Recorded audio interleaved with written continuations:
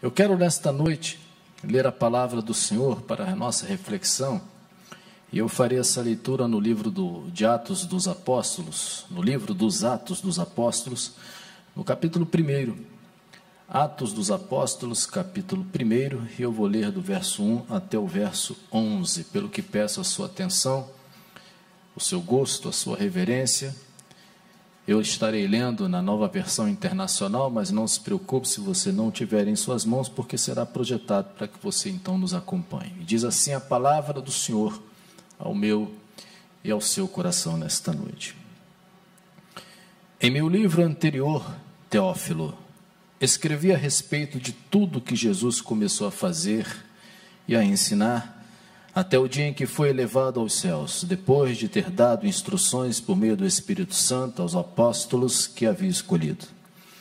Depois do seu sofrimento, Jesus apresentou-se a eles e deu-lhes muitas provas indiscutíveis de que estava vivo.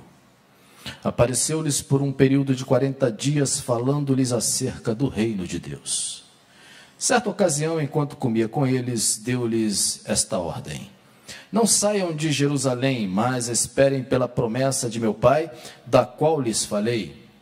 Pois João batizou com água, mas dentro de poucos dias vocês serão batizados com o Espírito Santo. Então os que estavam reunidos lhe perguntaram: Senhor, é neste tempo que vais restaurar o reino a Israel? Ele lhes respondeu: não lhes compete saber os tempos ou as datas que o Pai estabeleceu pela sua própria autoridade, mas receberão poder quando o Espírito Santo descer sobre vocês, e serão minhas testemunhas em Jerusalém, em toda a Judéia e Samaria e até os confins da terra. Tendo dito isto, foi elevado às alturas enquanto eles olhavam, e uma nuvem o encobriu da vista deles. E eles ficaram com os olhos fixos no céu, enquanto ele subia. De repente, surgiram diante deles 2 homens vestidos de branco, que lhes disseram: Galileus, por que vocês estão olhando para o céu? Este mesmo Jesus, que dentre vocês foi elevado aos céus, voltará da mesma forma como o viram subir. Amém. Amém. Eu acredito que esta leitura, que por si só é suficiente, para nós, povo do Senhor, e para vocês todos que me ouvem, uma leitura que deve, primariamente, provocar no meu e no seu coração um êxtase, uma alegria, um contentamento, uma felicidade muito grande, porque, como nós lemos logo no início deste culto, o próprio Senhor Jesus falando, não apenas que voltaria, mas inclusive da forma, com riqueza de detalhes, aparecendo nas nuvens com grande poder e glória, ao toque de trombetas, e então recolhendo os eleitos dos 4 cantos do mundo, e ele afirma, porque esta palavra ainda é presente: a terra e os céus hão de passar, mas as minhas palavras não passarão.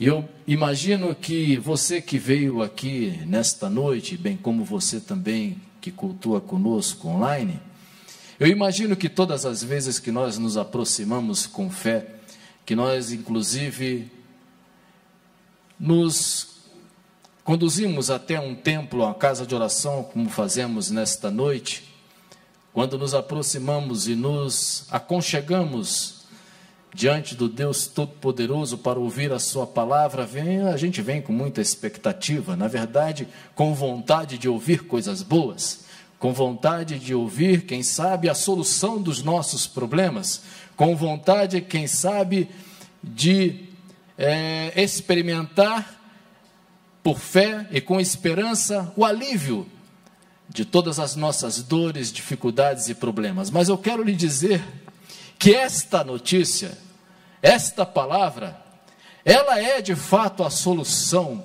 de todos os seus problemas, de todas as suas dificuldades. E é por isso que você pode sim na certeza de que Ele está vivo e na certeza de que Ele prometeu que vai voltar, você pode se alegrar, você pode de fato louvá-lo, você pode bendizê-lo, você pode viver de uma forma feliz, porque este Deus que veio, que tabernaculou, que morou entre nós, sua glória foi vista,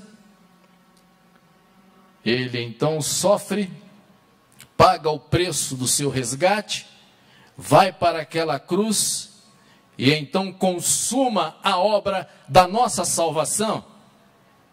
E Ele, como diz a Escritura, ressuscita.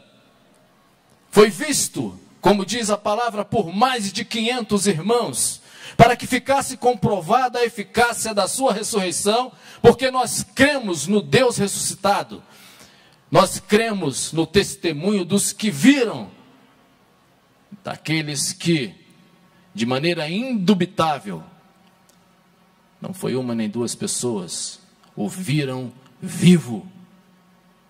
E esta mensagem chega até nós hoje. E Ele então é elevado aos céus. E como nós lemos aqui, de repente, 2 homens vestidos de branco, seres celestiais, os adverte, dizendo: por quê? Por que vocês estão olhando para as alturas? Este mesmo Jesus, este mesmo que foi elevado aos céus, voltará da mesma forma como vocês o viram subir. Essa é uma espetacular, vamos dizer assim, meditação, porque eu quero lhes afirmar de imediato que Jesus não foi embora em definitivo e você não está sozinho. Há muita gente que se sente desesperançosa, sozinho, se sente solitária, mas eu quero lhes afirmar que Jesus não nos deixou para sempre. Inclusive, Ele está sentado à destra de Deus e de lá, junto com o Pai, Ele então preside todas as coisas no universo. E nos deixou o Espírito Santo, este que está aqui, que embora invisível, você pode, de uma forma muito especial, percebê-lo, por suas ações, pela manifestação do seu poder, percebê-lo aquecendo o seu coração, como o próprio Jesus aqueceu o coração daqueles transeuntes no caminho de Emaús, enquanto não o reconheciam. Ardia o coração, e é por isso que você pode sentir o seu coração arder. Você está diante do Deus eterno, o Espírito Santo está em você, está entre nós. E isso deve ser motivo de muita exaltação e alegria. Ascensão, o que significa isso? Jesus foi assunto aos céus, Jesus foi exaltado, glorificado, o Senhor ressuscitado, que não perdeu o contato conosco, mas continua espiritualmente presente. E esta ascensão não significou o fim do ministério de Jesus. Pelo contrário, é porque Ele de fato ressuscitou. Você pode aquietar o seu coração, sossegar o seu coração, porque não é o fim. A ascensão de Jesus não é o fim da história de Deus com os homens. Pelo contrário, Jesus, deixando o Espírito Santo entre nós, afirmou categoricamente que Ele voltará. Eu não sei como está ou como é a sua vida diante desta realidade. Embora eu espere, de fato, em nome de Jesus, que isto não esteja esquecido da sua mente. Que você não tenha, de fato, largado isso de mão, ou que você viva neste mundo de uma forma em que não se recorde desta realidade de que Jesus voltará. Isso talvez não tenha sido muito falado nas igrejas, nos púlpitos, porque hoje em dia é muito mais fácil, muito mais prazeroso hoje em dia, inclusive, provoca e produz maiores resultados imanentes na vida do povo, falar de coisa boa, falar do seu progresso, trazer uma mensagem triunfalista, trazer uma mensagem progressista, trazer uma mensagem humanista, trazer de fato aquelas coisas, né, que vão então enchendo a nossa cabeça e os nossos ouvidos, a autoajuda, né, e todas essas vertentes aí que vocês conhecem muito bem, né? E é inclusive por isso que eu não aguento mais. Eu já pedi 10 mil vezes, não me mandem aqueles posts de bom dia no WhatsApp, eu não aguento mais isso, e parem de mandar também, porque não é isso que faz diferença na sua vida. O que faz diferença na sua vida é você crer na palavra do Senhor, que disse: eu estarei convosco todos os dias até a consumação dos séculos. E disse para que nós nos preparemos para a sua volta. Mas nós gostamos de ouvir esse bando de coisa que massageia o ego, que traz uma satisfação momentânea, mas nos esquecemos de verdades profundas, como as que nós ouvimos hoje pela manhã na escola dominical por meio da nossa irmã professora Sara. Nenhum de nós veio para cá para ser feliz. Deus não nos criou para sermos felizes como fim e como propósito único da nossa vida. Deus não nos criou para termos prosperidade. Deus não nos criou para termos vida confortável nesse mundo. Deus nos criou para o louvor da sua glória. Deus nos criou para que o seu nome fosse exaltado, independentemente das circunstâncias pelas quais venhamos a passar ou até mesmo estejamos passando. Mas é óbvio que assim como vocês, assim como todos nós, assim quem sabe como a grande maioria, inclusive dos cristãos evangélicos ou cristãos de uma forma geral, é muito mais gostoso nós ouvirmos coisas que resolvem o nosso problema agora, que trazem aquela expectativa de que tudo foi resolvido. Mas não se engane. Prepara-te, ó Israel, para encontrares com teu Deus. E nesse ínterim, entre essa ascensão que nós acabamos de ler, até a forma e o dia que está reservado unicamente ao Pai, em que Ele decretará a sua volta, e nós o veremos se estivermos vivos, o Senhor vindo nas nuvens com poder e glória. O que faremos? Como igreja devemos nos comportar? Como devemos então agir? Eu falo agora ao povo de Deus, enquanto isto não acontece. Porque Jesus disse, Ele voltará. E se você dá ouvidos a isso ou não, se você acredita nas palavras do Deus que disse que voltará ou não, isso é um problema seu. Mas Ele vai voltar. Porque Ele não é filho de homem para mentir. Suas palavras são fiéis e verdadeiras. Ele vai voltar. E como nós ouvimos hoje pela manhã, o pastor Júlio aqui, na sua introdução, falou assim, que Deus, que o Senhor te abençoe, né? Maranata, a hora vem, Senhor Jesus, e que Ele volte hoje.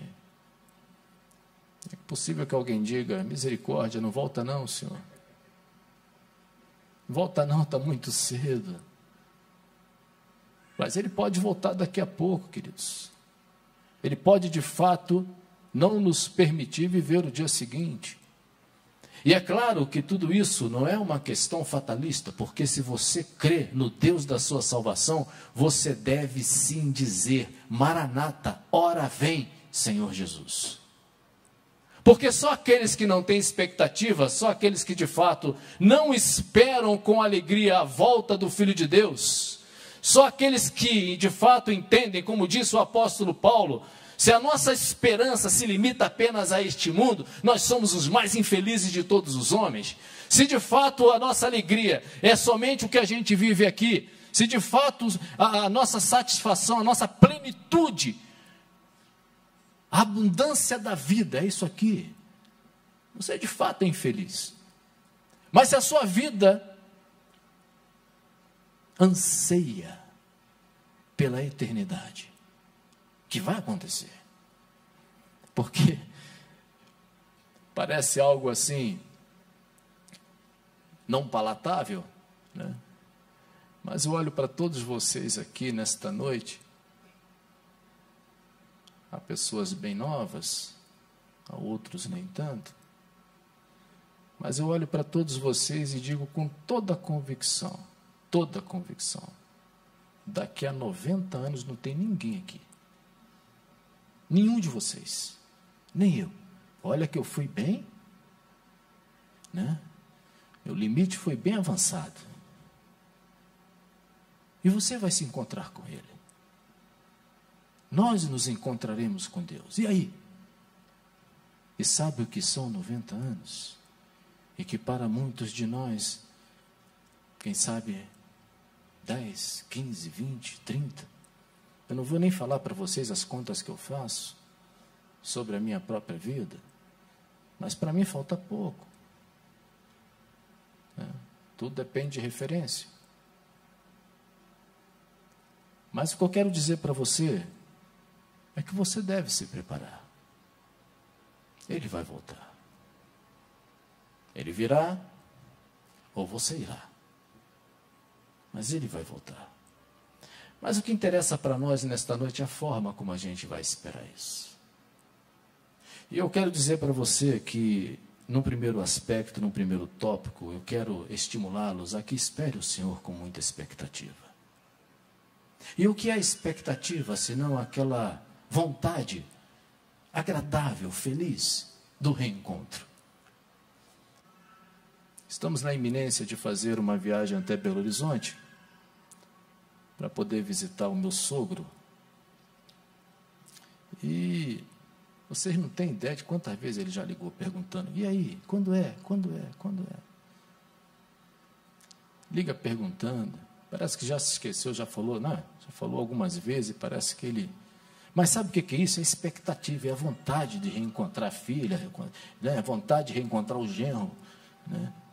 Eu acredito nisso. Eu acredito que ele está com vontade de me encontrar, né? E essa expectativa gostosa, né?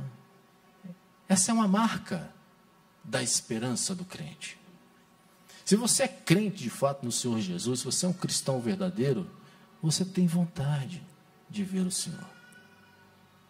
Você cria uma expectativa gostosa por esse que subiu e há de voltar.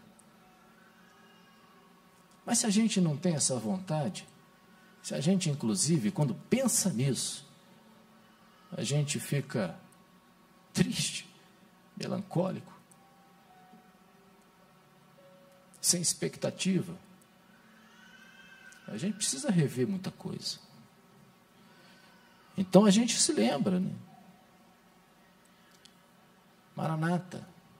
E na Escritura, quando fala Maranata, que significa ora vem, né? Nós temos afirmativa e nós temos também uma exclamação. Maranata, o Senhor vem. Maranata, ora vem, Senhor Jesus. Como está a sua expectativa? Terrível seria a gente perder uma esperança dessa.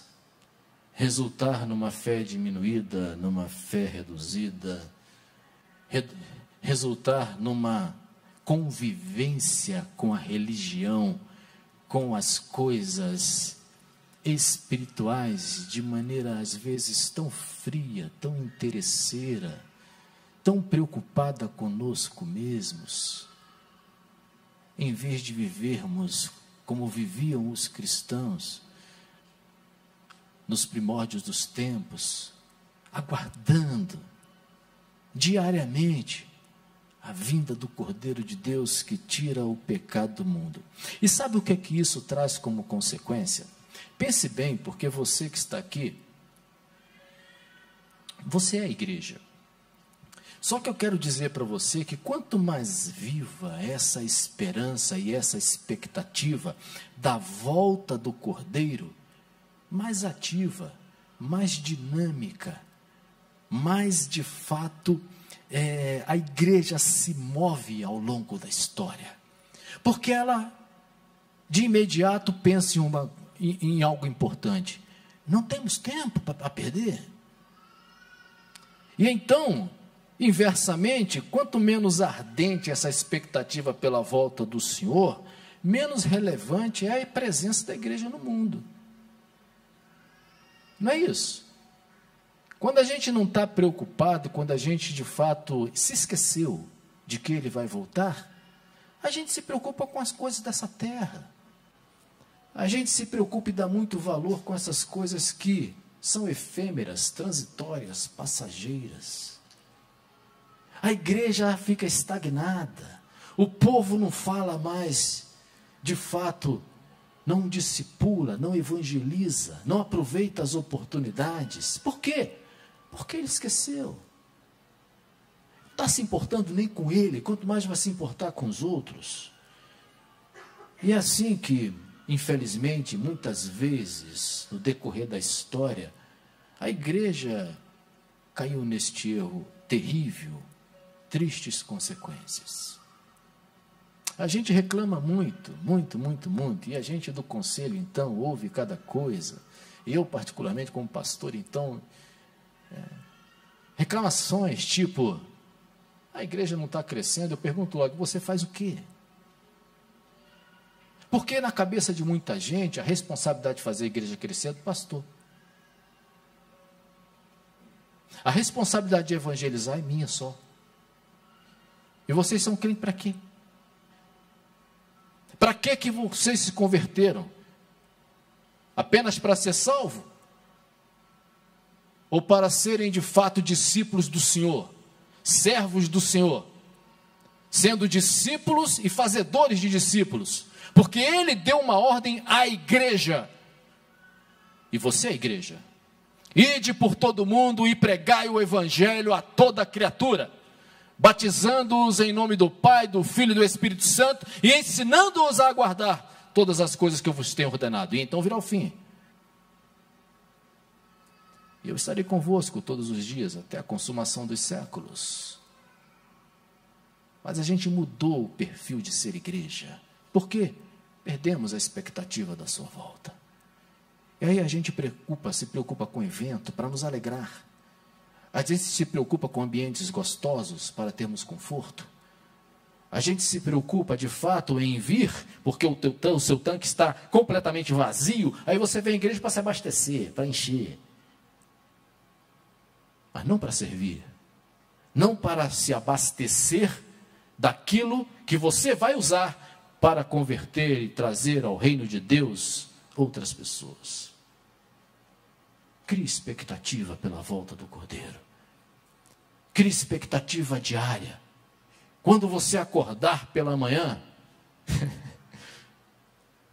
é uma quebra de paradoxo. Mas a gente acorda pela manhã e fala assim: graças te dou, ó Pai, que me deste mais um dia. Aí eu pergunto, quando é que a gente vai dizer assim, acordar, abrir os olhos e falar assim: puxa, Senhor, o Senhor não me levou. Puxa, Senhor, o Senhor não voltou nessa noite. Mais um dia. Mas é.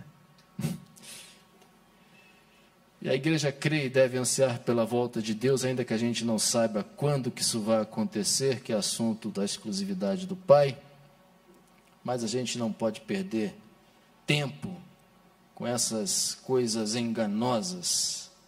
Basta a gente saber que o dia está próximo e aguardá-lo de fato com alegre expectativa, pois para você e para mim não será destruição.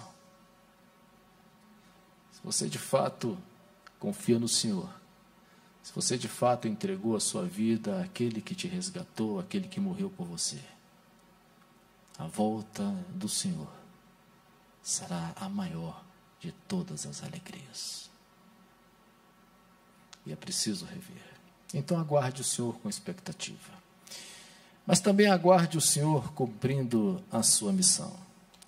E a gente vê aqui que no versículo 8, o próprio Espírito Santo fala, o próprio Pai, que eles receberiam poder quando o Espírito Santo descesse para serem testemunhas em Jerusalém, em toda a Judéia e Samaria e até os confins da terra. A gente tem uma missão, queridos. Nós somos igreja e temos uma missão. E a missão nossa, como servos do Senhor, é pregar o Evangelho a toda criatura, fazer discípulos de todas as nações.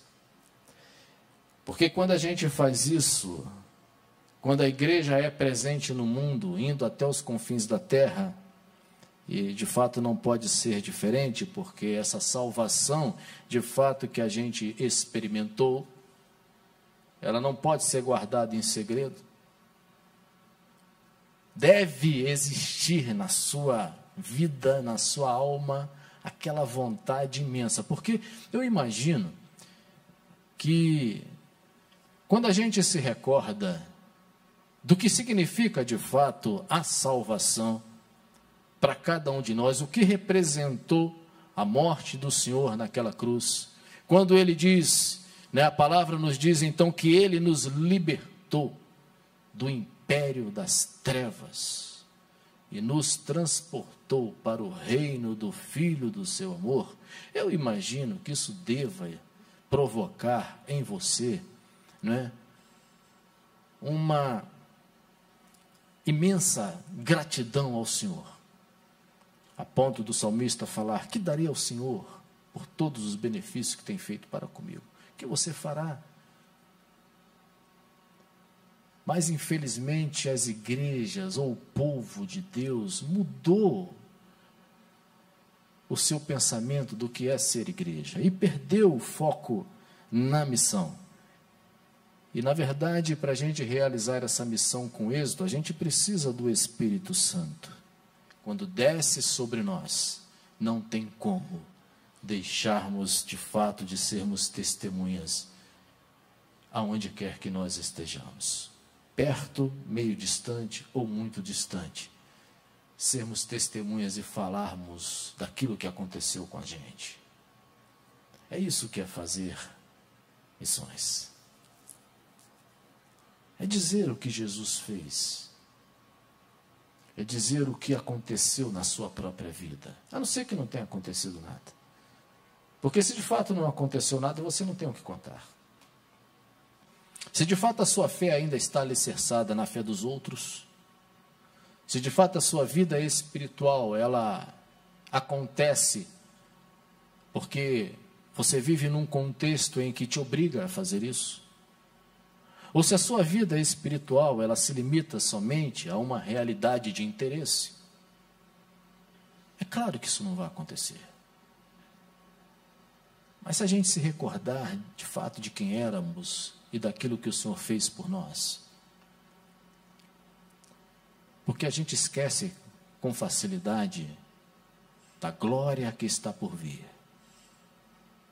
A gente não consegue enxergar.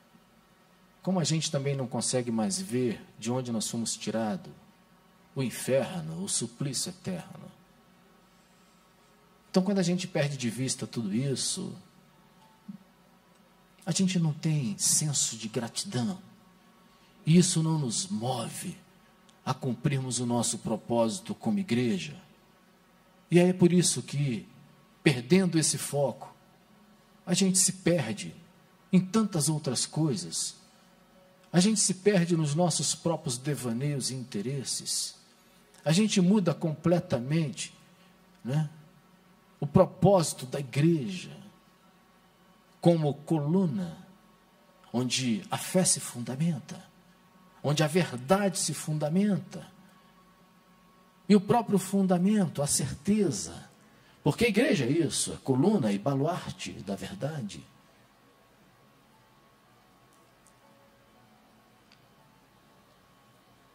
Porque a gente não é, embora muitos insistam em pensar dessa forma, A gente não é simplesmente uma agência de cura divina,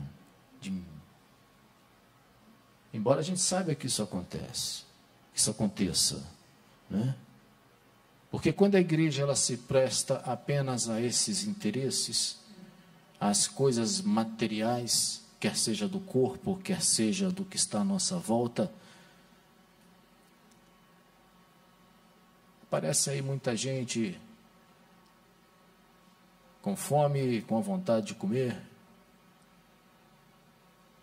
e nós terceirizamos a fé, instalamos gurus espirituais na nossa vida, e aparecem espertos, pessoas que inclusive enriquecem por causa dos interesses também dos outros,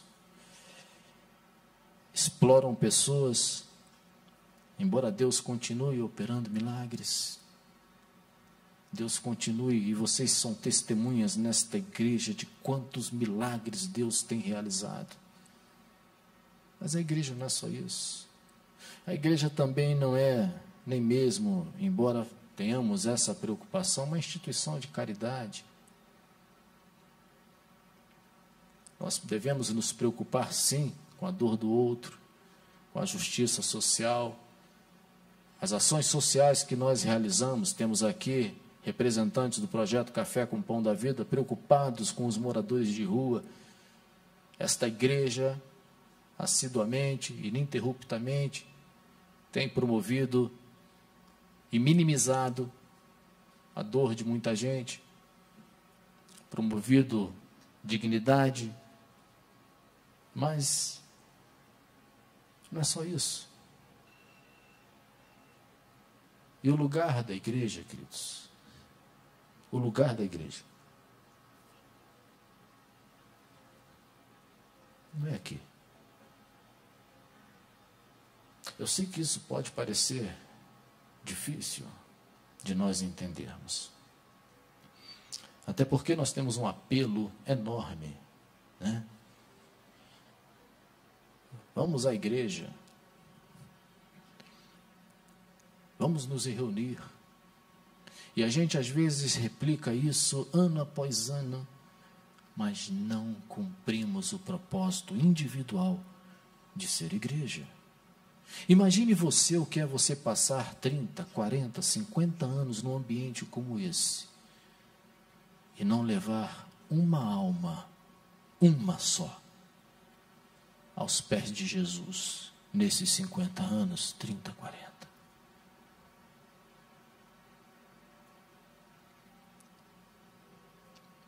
Eu diria que isso seria para mim um atestado da minha incompetência, do meu fracasso, como servo, como discípulo de Jesus. É bem certo que quem convence o homem do pecado, da justiça e do juízo é somente o Espírito Santo, e nenhum de nós aqui concorre com o Espírito Santo. Mas a missão de anunciar, a missão de evangelizar, a missão de fato, ser carta viva, carta aberta, para que outros leiam, conheçam, e a obra do Espírito Santo atue, é nossa. O tempo é hoje. Mas a gente, por vezes, insiste em achar que a vida espiritual, a vida com Jesus, ser discípulo de Jesus, é essa rotina de vir 50 anos todo domingo à igreja. Chamamos isso aqui de igreja. O templo, a casa de oração. E a gente se esquece que a igreja, de fato, ela não tem instalação fixa. A igreja verdadeira, ela é, como disse o pastor Júlio, peregrina. A igreja verdadeira, ela é nômade. Ela transita.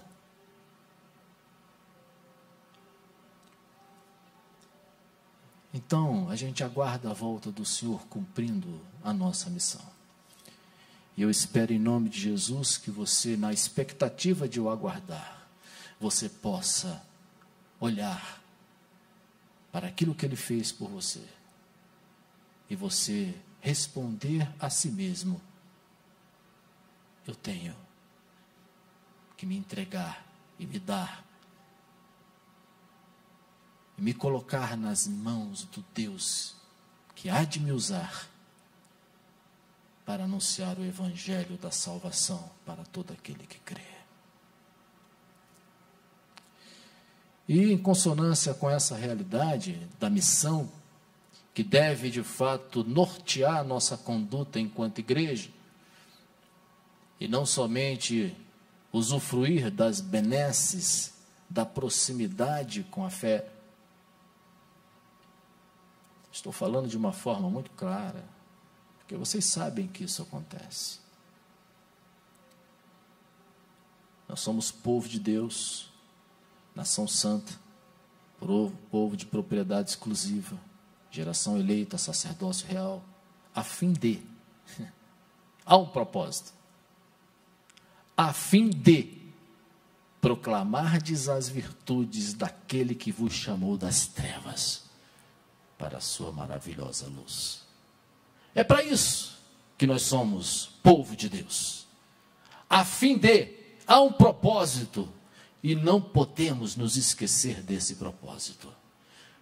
E eu advirto, e eu alerto a todos nós que aqui estamos, quer você seja líder de ministério ou não, quer você tenha de fato a preocupação e tenha feito com muito zelo a obra do Senhor dentro daquilo que Ele tem designado, mas eu alerto para que você não perca tempo e nem dinheiro para programar, planejar eventos sem propósito, eventos que não levam ninguém a lugar nenhum.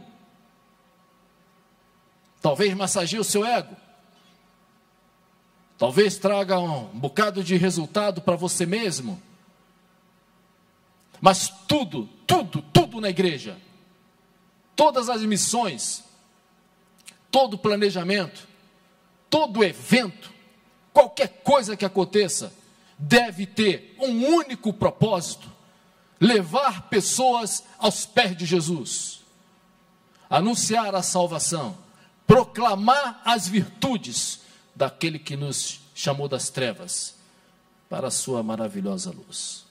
E é por isso que há uma consonância com o terceiro tópico que nós vemos aqui, porque é uma pergunta que aqueles dois homens vestidos de branco fizeram àquelas pessoas que ficaram ali observando Jesus ser assunto aos céus. O versículo 11 nós vemos aqui, o versículo 10 diz que eles ficaram com os olhos fixos no céu enquanto ele subia, e de repente surgiram dois homens vestidos de branco que lhes disseram: Galileus, por que vocês estão olhando para o céu?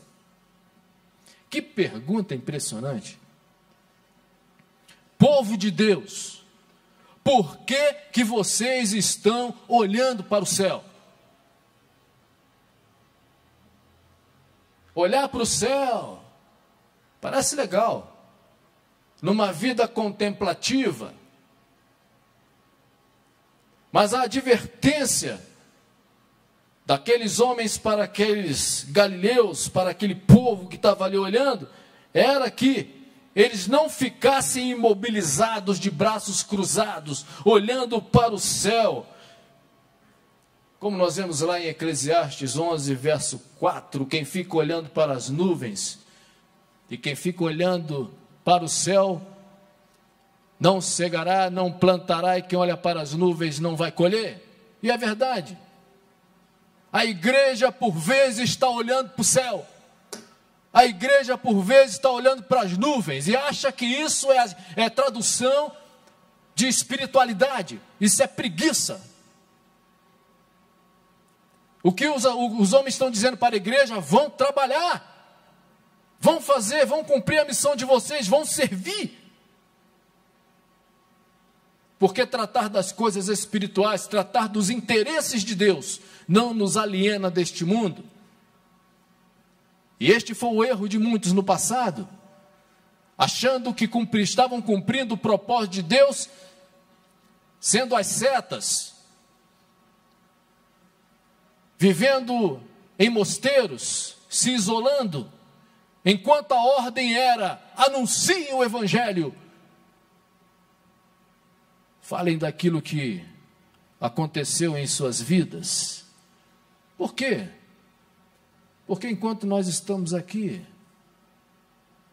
nesse ar-condicionado gostoso, nesse conforto, e agora está mais confortável ainda, que você não tem ninguém lá te espremendo, olha essa coisa boa. Enquanto a gente está aqui, tem um bocado de gente lá, sabe aonde? Do lado da sua casa, do seu prédio, do seu trabalho, na sua escola, na sua parentela, um bocado de gente marchando para o inferno. E a gente aqui curtindo a beleza delas. Domingo após domingo sem fazer nada.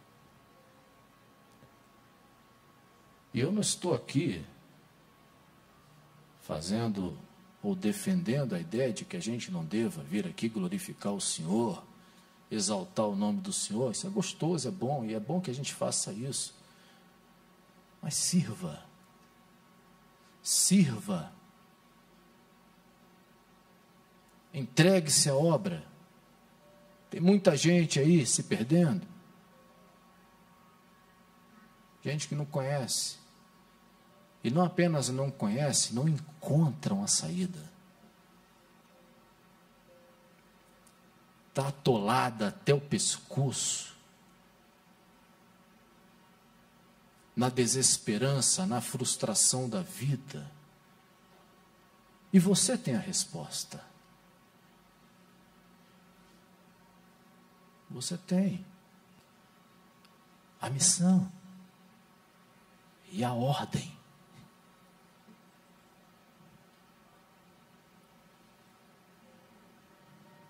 Então a igreja não pode ficar vivendo para si, a gente não pode ficar olhando para a nuvem, por isso a ordem, a advertência daqueles homens: enquanto Jesus não aparece nas nuvens, ele vai aparecer um dia. Enquanto você não ouvir a voz dizendo o seu nome, porque nós vamos ouvir.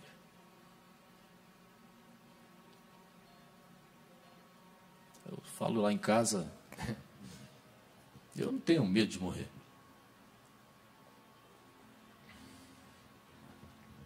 Não tenho medo de morrer. Tenho medo de sentir dor. Ué.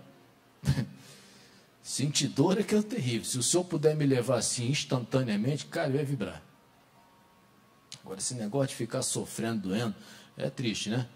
E olha que eu sou assim, eu tenho tramal, morfina, tenho isso tudo, porque não é fácil sentir dor. Mas eu sei que um dia o Senhor vai me chamar.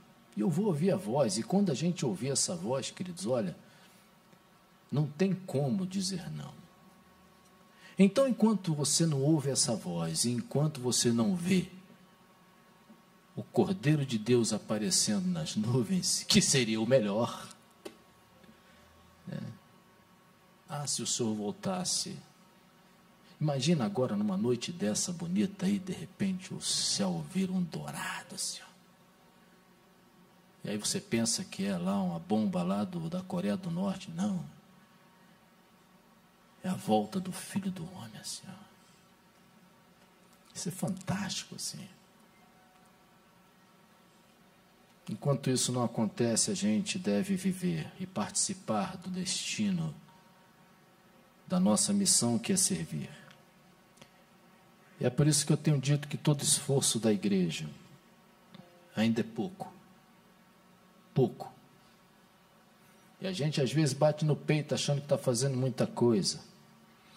A gente às vezes tem uma dificuldade danada de participar de uma escala. Para tocar, para cantar. Porque se acha cansado, morto. Seja qual ministério for. Uma dificuldade tremenda. Mas eu quero dizer para você, em nome de Jesus, se a sua vida espiritual se limita a isso, você não sabe de nada do que é servir ao Senhor, do que é ser de fato discípulo de Jesus. E se nem isso você está fazendo, pior ainda. Então, a gente precisa entender que é muito pouco o que a gente faz. E é muito fácil cair na tentação de vivermos uma vida cristã interessado em nós mesmos.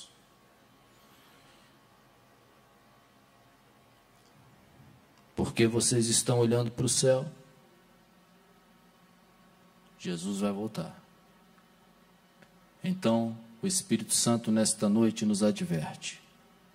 Grande é a carência do mundo. E grande também é a responsabilidade da igreja. E que o Senhor nesta noite nos conscientize de que como povo de Deus a gente deve viver na expectativa da sua volta, com alegria. Como povo de Deus nós devemos manter-nos firmes na missão. Há um chamado, há uma ordem para você, igreja, para mim, igreja. Nós não fazemos parte simplesmente de um contexto organizacional, mas somos corpo. E cada um de nós tem um chamado, uma missão a desenvolver. E a principal delas é anunciar as virtudes daquele que nos tirou das trevas para a sua maravilhosa luz. E enquanto ele não aparece nas nuvens, enquanto nós não ouvimos o nosso nome sendo chamado pelo Senhor, sirvamos. Sejamos servos uns dos outros. Não fiquemos de braços cruzados.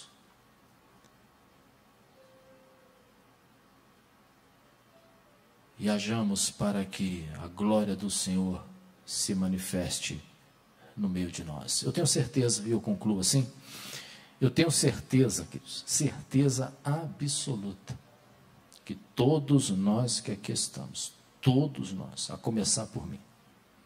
Quero até chamar já o pessoal do louvor para a gente vir para cá, e a gente vai cantar uma música. Mas eu tenho certeza que todos nós, nesta semana que hoje se inicia, talvez amanhã, talvez ainda hoje, não sei para onde você vai, de repente você vai lá para a lanchonete, para um restaurante, que agora está liberado também, então você pode ir lá encontrar alguém e Deus vai te dar a oportunidade. Vai te dar a oportunidade. A gente é que foge dela. A gente é que finge que não vê. A gente é que finge que não escuta. A gente é que finge que não percebe. E o Senhor está dizendo, olha, está aí, ó. E a gente se esconde como igreja. E deixa de cumprir a missão, deixa de servir. Porque a gente se esqueceu que Ele vai voltar.